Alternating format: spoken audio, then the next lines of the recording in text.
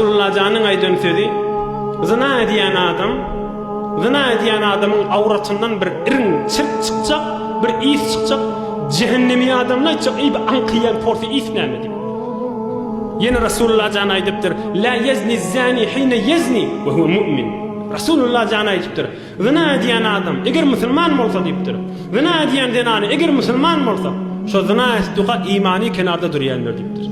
Son iman ecade veriyen nedir zina deyiptir.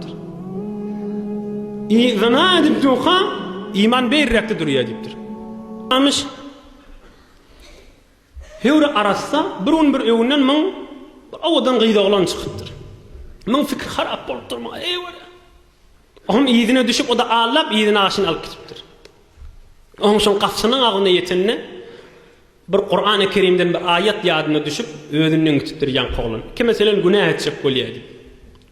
Onun süylep öyüne götürüptirle. Bir neçe vaqt sonra azbis yüreğine qatıp düşüptir. Böyle oğlan kullan can bir ayrılıptır şonkisinde. Yani günah etmeke Kur'an-ı Kerim'den bir ayet yadına düşüptür.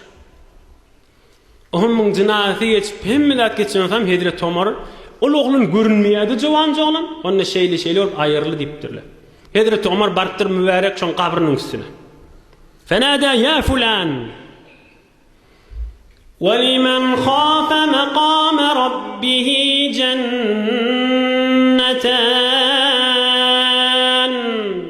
Şayan okuyuptur. Hudaydan korkan adama iki tane cennet Huday buğuşladı deyip ayıttı deyiptir. Berekallah ey cavan olan kabrın içinde deyip şayan okuyuptur. فَسَمِعَ صَوْتًا مِنْ دَاخِلِ الْقَبْرِ قَدْ أَعْطَانِي رَبِّي يَا عُمَرْ كَذَا فِي رَوْضَةِ الْمُحِبِّينَ لِبْنِ الْقَيِّمِ Kabrın içinden ses çıkıptır. Ey Ömer Allah Teala berdi bana deyiptir. Ey Ömer Allah Teala iki cenneti berdi bana deyiptir. Yine arasya gidiyen adamlar azıcık vakitte tahammül edip geçiriyen adamlara Huday Teala'nın uluqon veren vaadeleri. Ama bir vakt giriftar olan olsa Huday saklan uluqon dert tabi. Lab dermanın idinne geçsin. 5 tane dermanlarından ayden biri İhlas filan dehretilce oturup ya nur ya Allah ya nur ya Allah ya nur ya Allah ya nur ya Allah İhlas filan şimdi berdi yüzlerine her gün aytıp kes. Ey nuriyet olan Allah men dadıma yetiş. Ey nuriyet olan Allah men dadıma yetiş.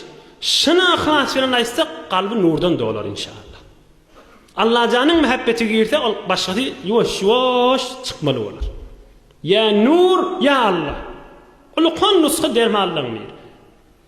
Yine biri ya malik ya Allah. Hem dadın eyeti olan Allah men dadıma yetişti diyor. Berdi yüzlerine dehretilce oturup aysın. Yine biri kade Resulullah canı ihlas bilen salavat okuysun. Bir salavat 10 rahmet üstüne dökülecektir. Yine biri günlü bernamesinde Kur'an-ı Kerim okuysun. Bilmeye alham okuysun, kul huvallahu ahad okuysun. Yine bir günlü vaqt koysun, ulamaların vaqtını eşitip otursun. Ahir uluqon yolda doğanı kanesin. Günlü 5 vaqt namazdan sonra Hudaya minemi deyip men kalbimda bir kesifladın muhabbeti olun. Hudaya öz muhabbetin ver deyip dilesin. Hudayın muhabbetin dilen adamı Huday boş koy vermez.